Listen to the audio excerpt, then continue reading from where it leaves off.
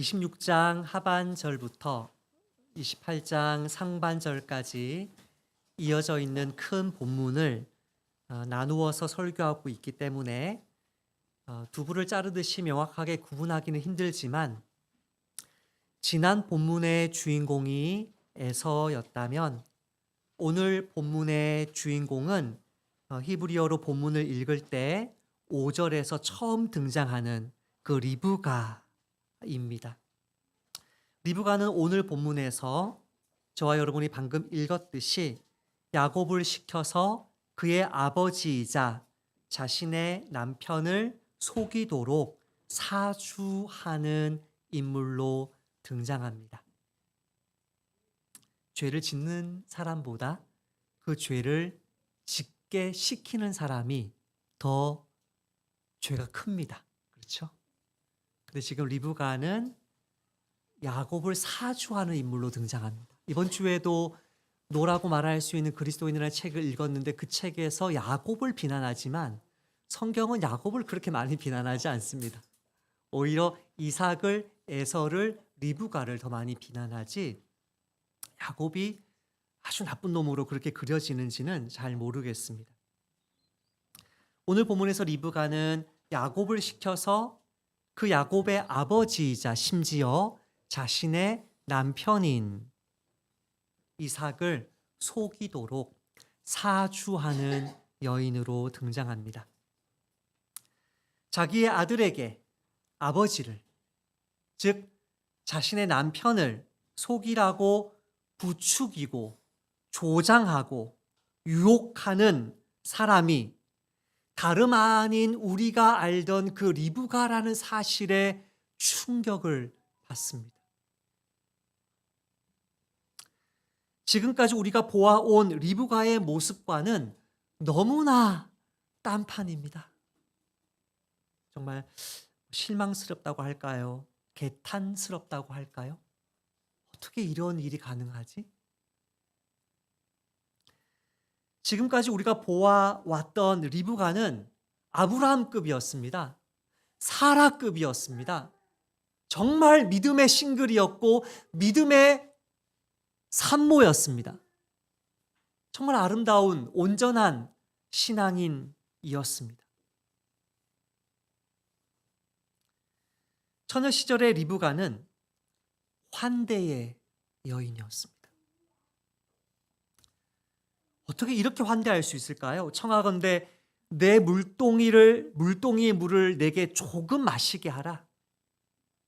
아브라함 종이 이렇게 말하니까 리브가가 이르되 내 주여 마시소서 하며 급히 그 물동이를 손에 내려 마시게 하고, 마시게 하기를 다하고 이르되 당신의 낙타를 위하여서도 물을 길러 그것들로 배불리 마시게 하리이다 하고, 그 다음에 리브가가 뭐 합니까? 그 다음부터는 달리게 합니다. 막 뜁니다. 급히 물동이에 물을 구유에 붓고 다시 기르려고 우물로 달려가서 모든 낙타를 위하여 깃는지라. 남을 도와주고 섬겨주고 환대하는데 이처럼 빠르고 땀 흘리면서 온몸이 땀 범벅 되도록 헌신했던, 환대했던 이 리브가가 자기 남편을 속이기 위해서 급히 움직이는 여자로 돌변해서 등장합니다. 도대체 무슨 일이 있었던 것일까요? 그녀는 처녀 때에 정말 아브라함처럼 갈대아 우르를 떠났습니다. 아브라함은 자기를 부르신 그 하나님의 전능하심이라면 자기처럼 하나님의 말씀만 믿고 자기의 종을 따라오는 여인이 있을 거라는 걸 믿었는데, 그 믿음의 수준에 부합하는 여인이 리브가였습니다. 자신의 고향과 친척과 아버지의 집을 떠나 담대하게 헌신했습니다. 돈만 좋아하고 자기 딸 그냥 붙들어 매려고 하고, 그 라반이, 그 아버지가, 그 어머니가 똑같죠? 그렇게 딸을, 그 종을 다 발라먹고 그렇게 보내려고 했던 그 사람들 앞에서 담대하게 대답합니다. 가겠나이다. 이렇게 이삭의 돕는 배필이 되기 위해 헌신했던 리브가가 남편을 공경에 빠뜨리고 남편의 뒤통수를 치고 심지어 성경은 장애인을 그렇게 놀려먹고 방해하는 것을 굉장히 큰 죄로 보는데 남편의 시각장애를 이용해서 그 일을 했다는 것은 충격적입니다. 정말 충격적. 자신의 태 속에서 쌍둥이가 엄청나게 싸울 때 얼마나 리브가가 힘들었습니까? 이럴 경우에 내가 어찌할꼬? 무슨 말이었습니까? 내가 이런 모습 가운데 정말 살아야 되냐? 그 정도로 절망했을 때 얼마나 다급했습니까? 그때 리브가는 누구에게 달려갔습니까? 하나님에게 달려갔습니다. 하나님에게 달려가서 하나님에게 여쭙고 하나님의 응답하심을 곧바로 받았던 리브가가 오늘 본문에서는 기도하지 않습니다. 오히려 하나님의 자리에 올라앉아서 하나님인 양 행세합니다. 왜 이처럼 달라진 것일까요? 리브가는 아내가 남편을 속일 뿐 아니라 그 죄를 아들에게 시키는 정말 개탄스러운 이 행위에 대한 나름대로의 정당성이 있었음이 분명합니다. 자기 자신에게 정당성을 부여했다는 거 이렇게 담대한데 이렇게 확신범이거든요. 지금 리브가의 모습은 고민하지 않거든요. 야곱은 고민해도 확신 있게 죄를 범하고 있단 말이죠.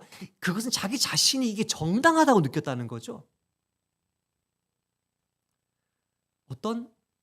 자기 자신에게 어떤 정당성을 부여했을까요? 첫 번째, 리브가가 볼 때 남편 이삭은 영적 리더십을 내팽개쳐 버렸습니다.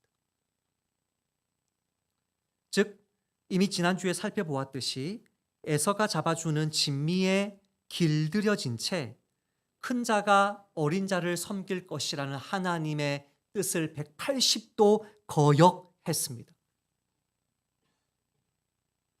이런 질문을 해볼 수 있겠습니다. 영적 리더가 제 기능을 하지 못하면 그를 속여서라도 내가 확신하는 하나님의 뜻을 실행해야 됩니까? 사실 우리 삶 속에 이런 일이 얼마나 많은지 몰라요. 내게 세워주신 영적 리더가 제 기능을 하지 못하면 직장에서든 가정에서든 교회에서든 내가 확신하는 그 하나님의 뜻을 위해서 그를 속이고 공경에 빠뜨리고 언더마이닝하고 그 사람을 뒤통수를 쳐야 되냐고요. 이게 하나님이 기뻐하시겠냐고요. 얼마나 많은 사람들이 이런 착각에 빠져 있는지 모릅니다. 하나님께 순종하기는커녕 하나님을 대적하고자 했던 성경에 어리석고 무책임하고 악한 리더십들이 여러 명 나오는데 그 중에 대표적인 인물들 중 하나가 사울일 것입니다. 사울은 정말 하나님을 대적했습니다. 나중에는 접신까지 합니다. 넘지 않을 선을 넘어버립니다. 맹세하고 지키지 않습니다. 하나님의 기름 부음 받은 다윗을 향해 창을 내던지는 마귀적인 모습으로 변해갔습니다.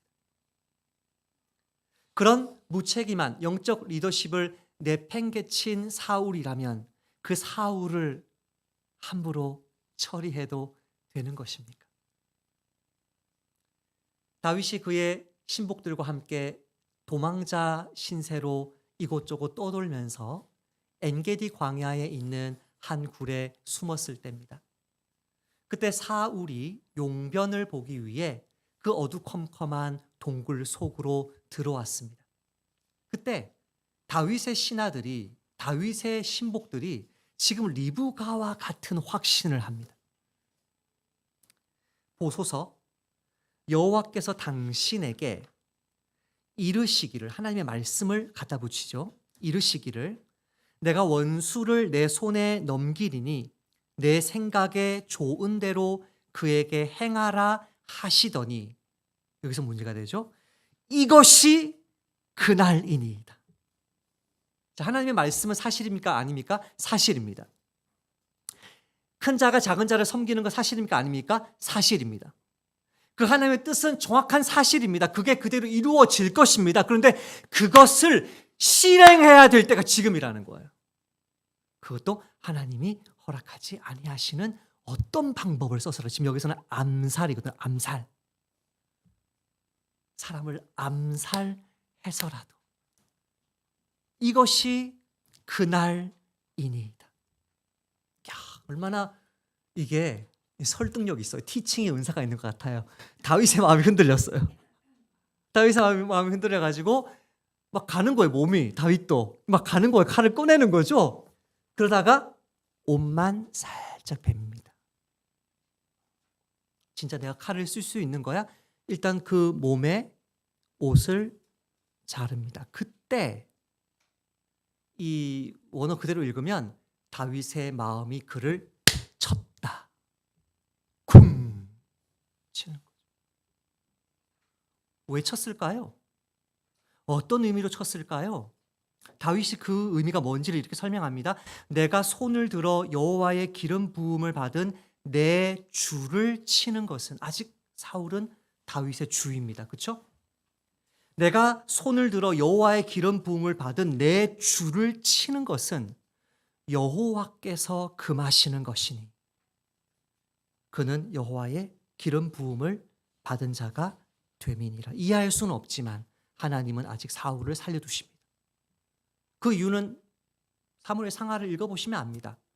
다윗의 리더십을 세워나가는, 백성들 가운데 세워나가는 과정이고 다윗을 연단하는 과정입니다.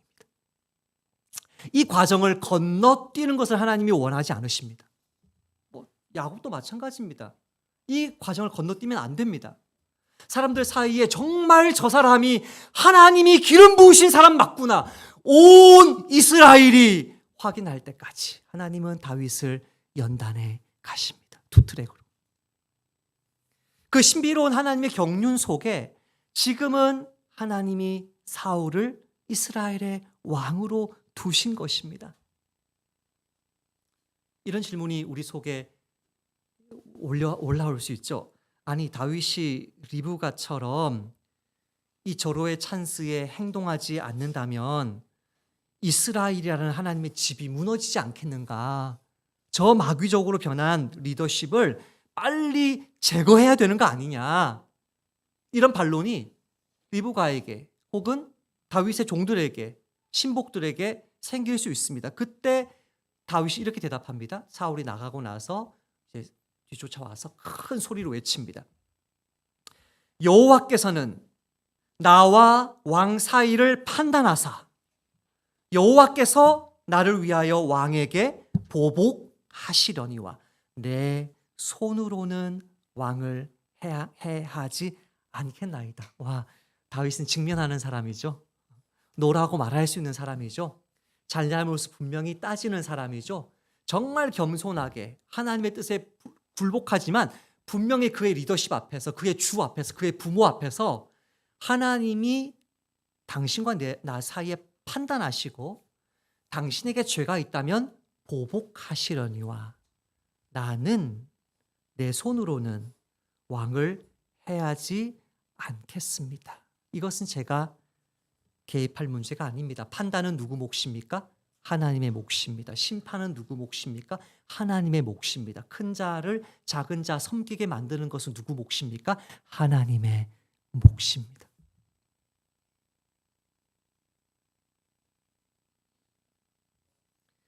그런데 리브가는 지금 자신이 하나님의 자리에 올라 앉아서 남편을 속임 당해야 마땅한 사람으로 판단하고 심판합니다. 그 아들을 통해서 그 남편을 속입니다. 과연 하나님이 그녀를 잘했다고, 야, 너 어쩔 수 없었지, 그렇게 인정하시겠습니까? 그 리브가의 죄를 못 본 척 하시겠습니까? 그에게 감사하다고, 나의 섭리를 이루어줘서 감사하다고 하시겠습니까? 리브가에게 있는 둘째 이유가 본문에 등장합니다. 첫 번째 이유가 남편이 영적 리더십을 내팽개쳤다면 두 번째 이유는 남편이 아내와 대화하지 않습니다. 이런 남편과 몇십 년 사는 것이 얼마나 큰 고통일까요? 남편이 아내와 대화하지 않습니다.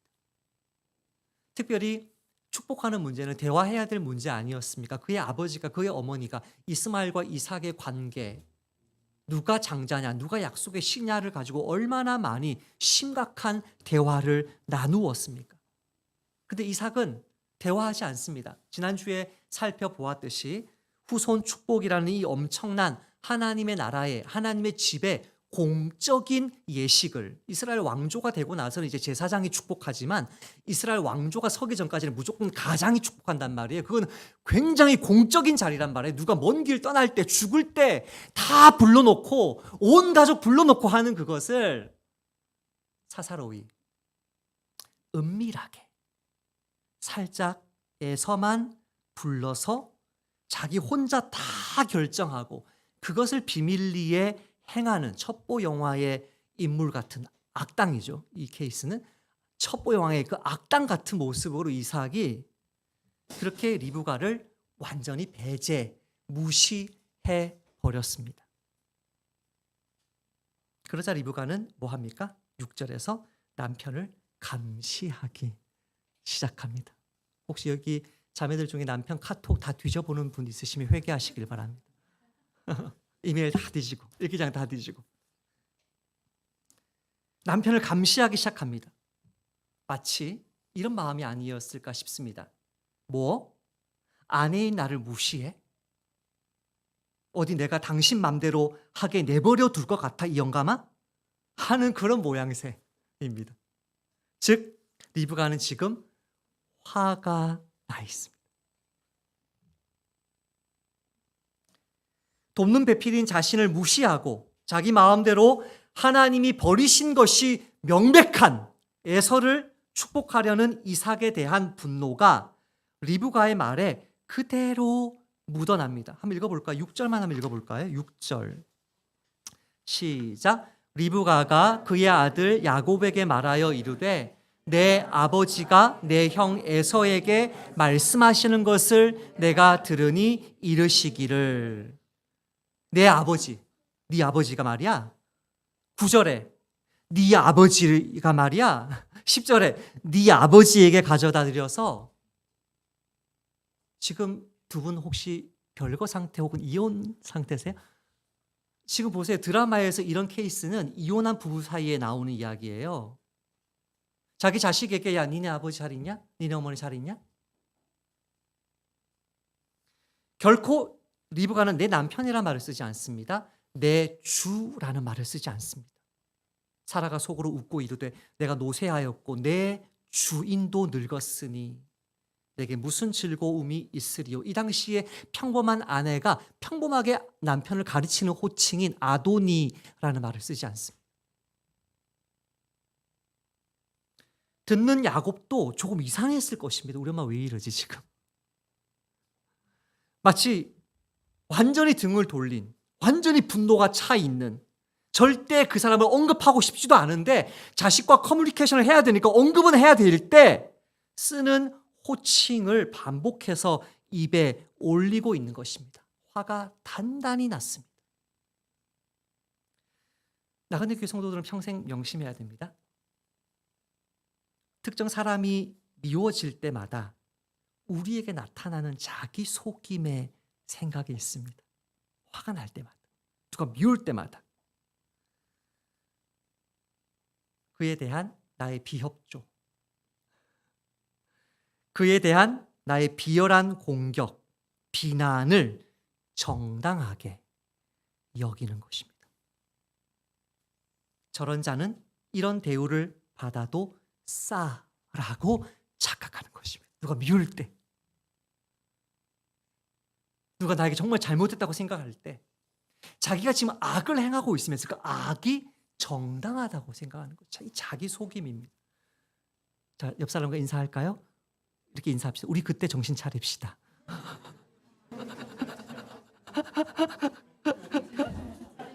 그때 정신 차려야 돼. 그때 남이 정말 미울 때 2배, 3배로 악을 행해.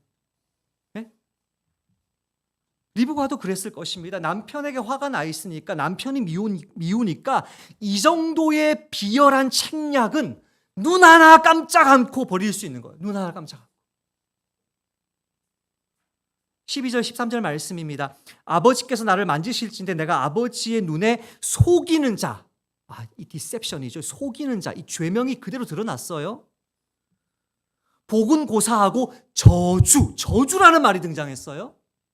이게 다 하나님이 개입하시는 거 아닌가요? 속이는 자, 죄목이 등장하고 저주라는 말이 등장하는데도 리브가는 눈 하나 깜짝하지 않습니다. 저주? 내가 받을게. 시키는 대로 해. 이들 모자가 벌이는 일에 이 끔찍한 실상이 12절, 13절에 드러남에도 불구하고 너무 화가 나니까, 남편이 너무 무능하니까 자신의 모든 불의가 정당하다라고 확신하고 있는 것입니다. 마지막으로 우리가 가장 많이 넘어지는 이유일 것입니다. 세 번째, 지금 이 순간이 너무나 긴박한 순간이라는 것입니다. 너무 긴박한 순간. 이 때를 놓치면 엄청난 일들이 일어난다는 것이죠. 이것 역시 착각입니다. 지금 자신이 이렇게 자기 남편을 속여가면서까지 개입하지 않으면 에서가 금방 사냥감을 잡아서 별미를 만들어 올 것이고, 하나님의 집이 풍비박산이 날 것이고, 우리의 인생은 돌이킬 수 없을 것이고, 만리장성을 쌓아가는 것입니다. 그러니 바로 지금 합법, 불법 따질 것이 없이 내가 막아야 되겠다. 저 남편을 속여야 되겠다. 그래서 리브가는 두 가지 일을 벌이는데, 그 말에서 두 가지 말이 나오는데, 첫 번째, 이삭이 에서에게 어서라는 말을 쓰죠. 빨리라는 말을 썼죠. 제가 지난 주일에 그 사역 개인 번역을 읽어드렸을 때, 야 어서 화살 들고 잡아와. 히브리어로 나라는 말을 썼단 말이죠. 이게 격려하면서 빨리 누구를 보낼 때 쓰는 단어거든요. 오늘 보면 9절에도 바로 똑같은 단어가 등장합니다. 리브가도 이삭에게 어서 가서 염소 새끼 2마리를 가져와. 그들이 이를 망치기 전에 우리가 선수 쳐야 돼. 이 비디오를 2개 찍어서 같은 화면에 보여주면 굉장히 재미있는 예능이 되겠죠. 막 사냥하고 있고 막 염소 잡고 있는, 누가 빠를까 이렇게 하는. 죄송해요, 이런 상상을 해서. 그가 산모였을 때 정말 죽고 싶었잖아요. 내가 왜 살아야 되는데 잠도 못 자요, 물도 못 마셔요, 다 먹은 거 토해요. 죽고 싶을 때 누구에게 달려갔어요? 하나님께 달려갔어요. 20년 기도를 시켰던 그 하나님이 이 기도는 곧바로 들어줘요. 곧바로. 안 들어주면 죽으니까. 하나님이 그렇게 섬세하신데, 그렇게 정확하게 형편을 아시고 반응하시는데, 그 리브가가 그 은혜를 경험했음에도 불구하고 자기 마음에 있는 두려움 때문에 이 상황을, 만리장성을 쌓아가면서까지 완전히 왜곡되게 해석하고 있는 것이죠. 그녀의 왜곡을 가장 잘 보여주는 것이 6절 7절입니다. 6절 7절. 6절만 한번 읽어볼까요? 리브가가 전하는 이삭의 말이거든요. 6절만 한번 읽어볼까요? 시작. 나를 위하여 사냥하여 가져다가, 아닌가요? 7절 말인가요?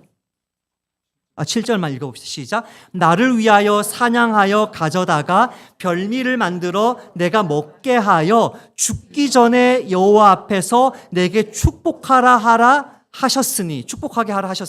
자, 문제. 내년도 성경 퀴즈 문제 후보. 문제.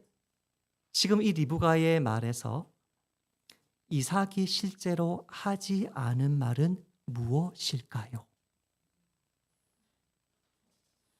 이삭이 한 말은 3절에 나오죠? 3절, 4절에 나오는, 3절 후반절부터 나오네요. 나를 위하여 사냥하여 내가 즐기는 별미를 만들어 내게로 가져와서 먹게 하여 내가 죽기 전에 내 마음껏 내게 축복하게 하라. 이게 이삭의 오리지널 버전이에요. 이게 리브가가 가지고 있는 두려움, 리브가가 가지고 있는 그 교만한 판단 때문에 왜곡되게 어느 단어가, 어느 구가 들어갑니다. 뭐죠? 여호와 앞에서. 이삭은 이런 말 한 적이 없습니다. 이삭은 이 말을 하고 싶어도 못했습니다. 명백하게 자기가 지금 하고 있는 일이 얼마나 잘못된 것을 알고 있었던 이삭이기 때문에 이거를 죽기 전에 그냥 해버리고 죽고 싶었던 거거든요. 근데 어떻게 페네이 아도나이 여호와의 얼굴 앞에서란 말을 자기가 할 수 있겠어요? 그렇게 두려운데, 그렇게 사람이 두렵고 하나님이 두려워서 숨어서 아무도 모르게 얼른 해치워버리고 싶은 사람이 여호와 앞에서라는 말을 할 수 있었을까요? 안 했거든요. 못 했거든요. 근데 리브가는 집어넣습니다. 리브가가 이 말을 집어넣었다는 것은 야곱을 자기 마음대로 부려먹기 위해서, 사주하기 위해서, 이게 얼마나 긴박한 상황인 것인지를 과장하기 위해서, 다시 말하면 가스라이팅 하기 위해서 이 말을 집어넣은 것입니다. 야, 우리 이대로 있다면 큰일 나. 니네 아빠가 일을 저지를 거고 하나님은 그 잘못된 축복을 컨펌 하실 거야. 도장 찍어 주실 거야. 이 말이 여호와 앞에서거든요. 하나님이 그거를 도장 찍으실 거야. 우리가 가만히 있으면.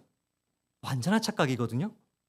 우리가 지금 당장 안 막으면 돌이킬 수 없는 비극, 하나님도 못 말리는, 못 막으시는 비극이 찾아오는 거야. 알겠지?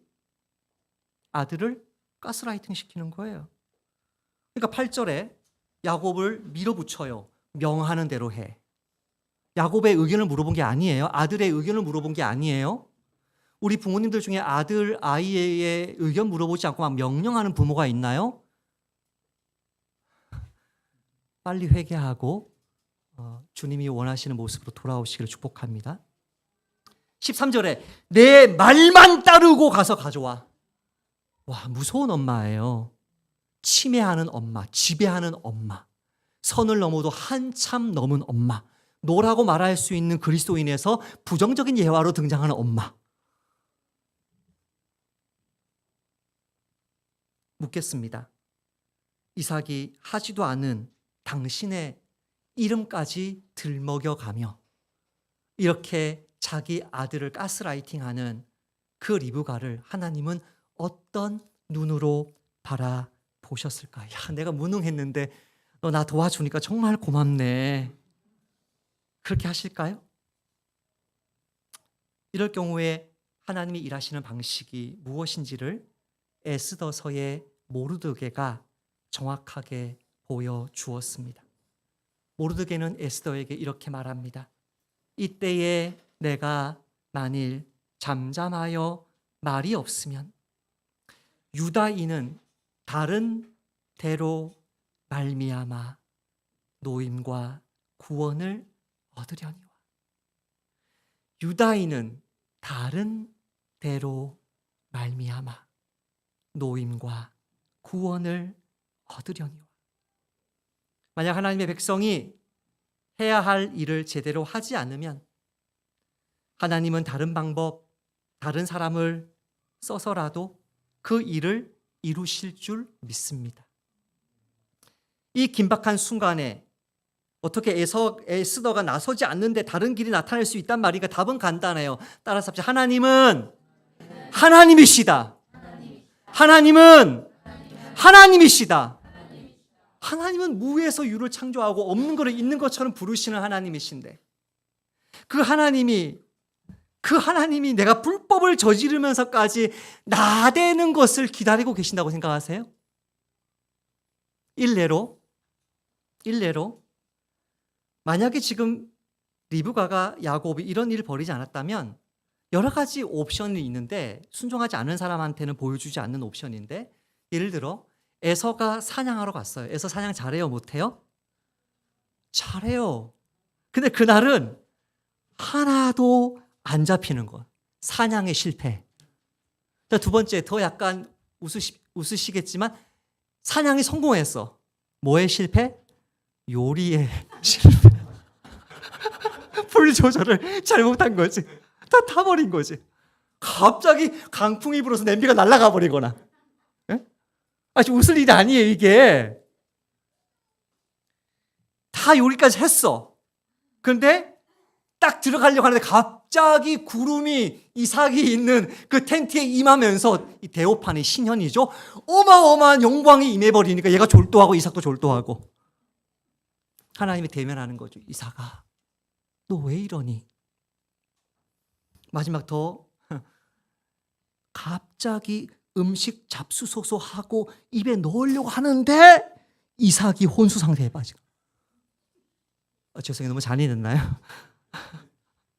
아니, 제가 지금 무슨 말을 하고 싶은 거냐면 하나님은 하나님이시기 때문에 하나님의 일을 하신다는 거예요. 그걸 믿어야 된다는 거예요.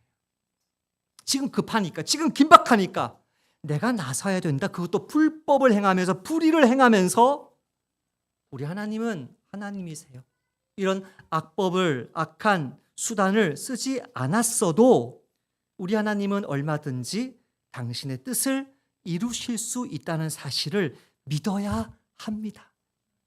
그래야만 좋은 목적이랍시고 거룩한 목적이랍시고 온갖 악한 수단을 쓰는 리브가의 어리석은 불의함에 떨어지지 않는 것입니다. 한번 물어봅시다.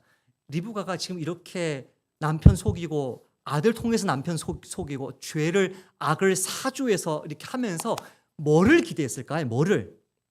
리브가는 뭐를 보고 싶었을까요?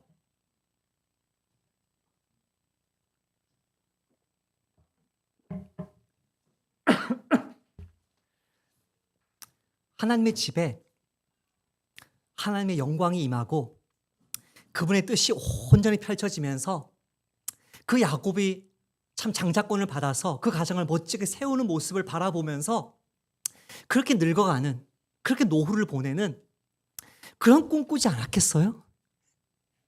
저와 여러분의 소원이 그거 아니에요? 내 자식이 나보다 주님께 더 순종하는 모습으로 사는 거 보고 싶은 거 아니에요? 그게 지금 리브가가 꿈꾼 거 아니에요? 근데 과연 그렇게 되었습니까? 어마어마한 광풍이 그 집에 몰아쳐서 집은 콩가루가 되어버리고 두 자식 다 잃어버리고 리브가의 삶은 너무나 외롭고 어둡고 누구도 관심 가져주지 않는 삶으로 이어졌을 가능성이 많습니다. 그렇게 보는 이유를 두 가지 얘기해 보겠습니다. 첫 번째, 지금 야곱을 보세요. 리브가 남편에 대한 무시, 분노, 악행이 자기가 전혀 예상하지 못했어요. 야곱에게 어떤 영향을 주었는지 한번 보세요. 야곱이 지금 12절 한번 읽어볼까요? 두려워하는데 아버지께서 나를 만지실진데 내가 아버지 눈에 속이는 자로 보일지라 복은 고사하고 저주를 받을까 하나이다. 자, 문제. 지금 야곱이 뭘 두려워하는 거예요? 아버지를 속이는 걸 두려워해요? 아니면 속이다가 들키는 걸 두려워해요?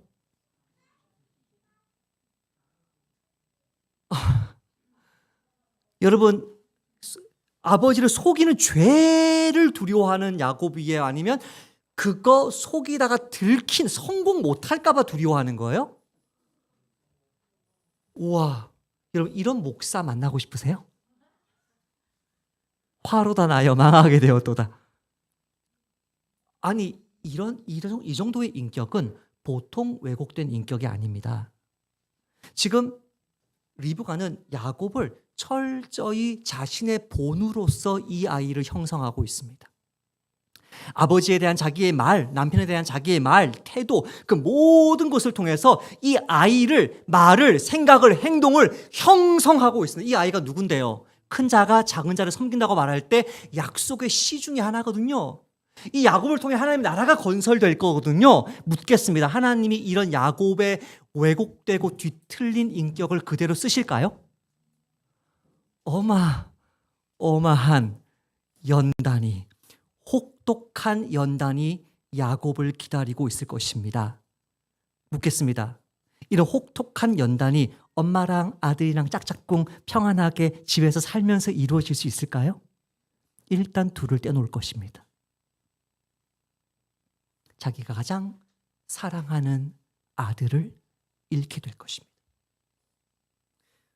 두 번째, 그러면 집에 남아있는 이삭이 에서가 리브가에게 잘해 주었을까요? 아, 당신 잘했어. 엄마 잘했어요. 이렇게 하면서 알뜰히 살뜰히 리브가를 섬겼을까요? 리브가는 이 뒤로 사라집니다. 잠시 야곱 보낼 때 나온 거 빼고는 리브가 언제 죽었어요? 리브가 몇 살에 죽었어요? 리브가 어디에서 죽었어요? 안 나옵니다. 성경은 침묵합니다. 그가 죽을 때 이삭이 옆에 없었냐? 에서가 옆에 없었냐? 있었을 것입니다. 왜냐하면 막벨라 굴에 묻었거든요. 분명히 가족은 있었어요. 근데 그녀의 죽음을 아무도 기억해 주지 않습니다. 그녀의 유모는 죽었을 때 알론 바굿, 곡함의 상수리, 그 알론 바굿이라는 그 곡함의 상수리라는 그 이름까지 기억하면서 모든 사람들이 울었어요. 그 리브가의 유모는, 리브가는 죽었을 때 울었다는 기억이 없습니다. 과연 이것이 리브가가 꿈꾸었던, 이 일을 벌이면서 그가 기대했던, 그녀가 정말 보고 싶었던 그 그림입니까? 아니요. 거룩한 목적을 위해 함부로 죄 짓는 것이, 불의와 불법을 동원해서라도 거룩한 목적을 이루려는 이런 시도가 이처럼 어리석고 쓸쓸한 최후를 맞게 하는 것입니다. 최근 제가 경험했던 저와 아들의 간증 하나 나누고 말씀을 맺겠습니다. 여러분이 잘 아시듯이 이 개발자의 길을 걷고 있습니다. 42 서울에서 공부하면서 군대 언제 가고 이렇게 그리고 있는데, 작년 말에 제가 언뜻 제 마음에 이런 생각이 드는 거죠.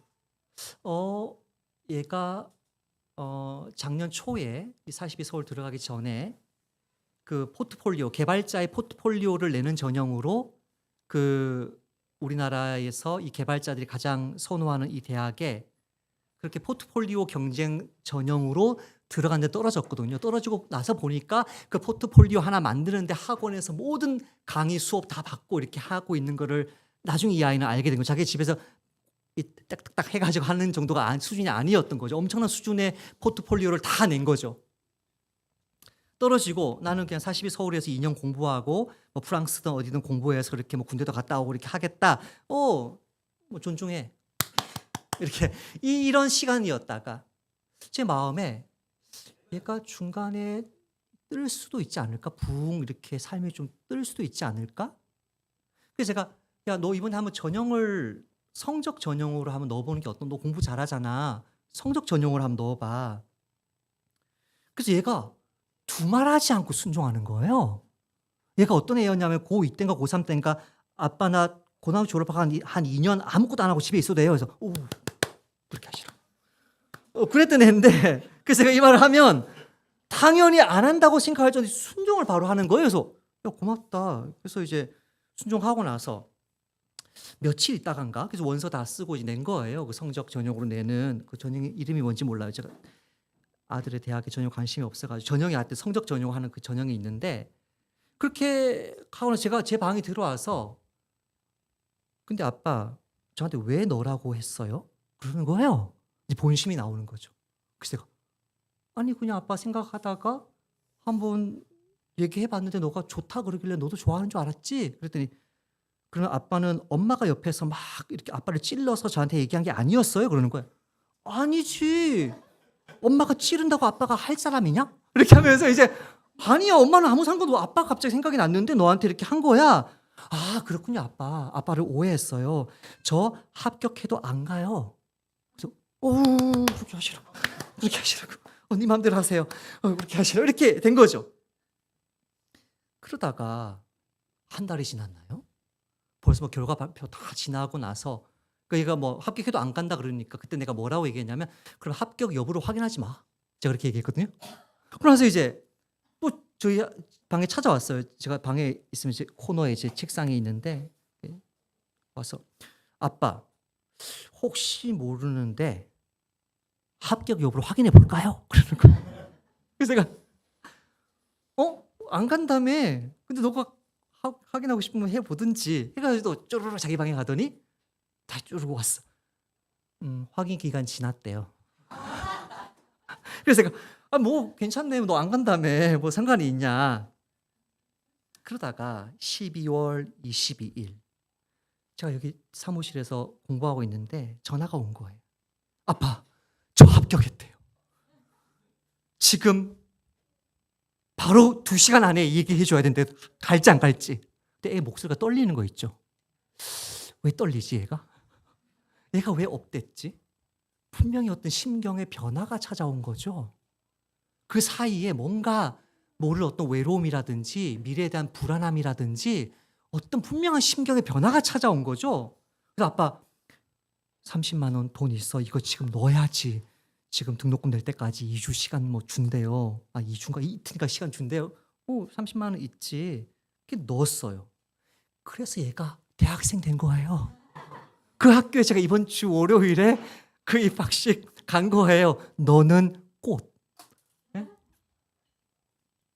아니 이걸 누가 계획했냐고요. 이걸 누가 밀어붙였냐고요. 이거를 엄마가 아이를 윽박질러서 된 거냐고요. 아니에요.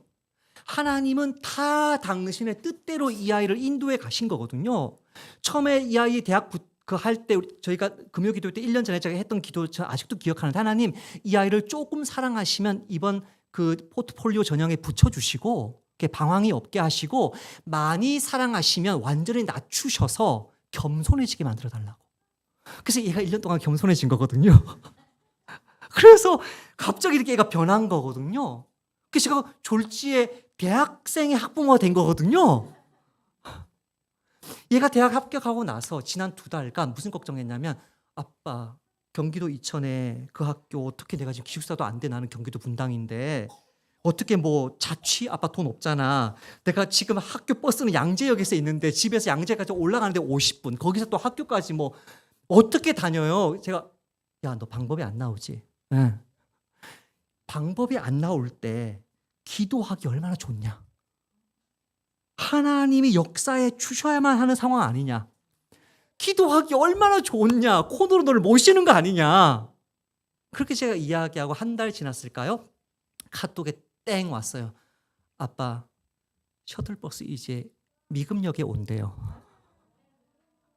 제가 답장이 역시 우리 하나님 그 봐 주님이 다 해주시네. 하나님이 다 해주십니다. 걱정 근심 할 것 없습니다. 코너로 모시는 대로 하나님 붙들면 하나님이 하나님이심을 보여주실 것입니다. 제가 거의 매일 듣는 시각장애인들의 그 노래인 우리 전도사님이 저한테 주신 그 파일인데 인내하는 기도라는 노래가 있어요. 기도에 대한 내용이지만 사실은 섭리에 대한 내용이거든요. 그 가사 읽고 제가 마치겠습니다. 너무 조급해하지 마세요. 너무 서두르지도 마세요. 우리의 간절한 기도 주님께서 감찰하시니 아브라함이 이삭을 얻듯 엘리야가 비를 내리게 하듯 간절히 인내하는 기도 주님께서 응답하세요. 믿고 간구하세요. 받은 줄로 생각하세요. 의심의 검은 구름 저 멀리 버리세요. 지금 눈 앞에 보이지 아니한다고 낭망하지 마세요. 실망하지 마세요. 우리 주님 역사하심을 믿으세요. 가장 적당한 날에 가장 좋은 것으로 우리 주님 예비하심을 믿으세요. 가장 적당한 날에 가장 좋은 것으로 우리 주님 예비하심을 믿으세요. 기도합시다. 하나님, 내가 나대지 않아도, 남 미워하며 나의 악을 정당화하며 그렇게 악을 저지르지 않아도 우리 하나님의 뜻은 내 삶에 온전히 이루어질 것을 믿사오니 오직 겸손히 기도하며 우리 주님의 예비하심을 믿고 기다리는 나그네 교회 모든 성도들 되게 하소서. 예수님의 이름으로 기도합니다. 아멘.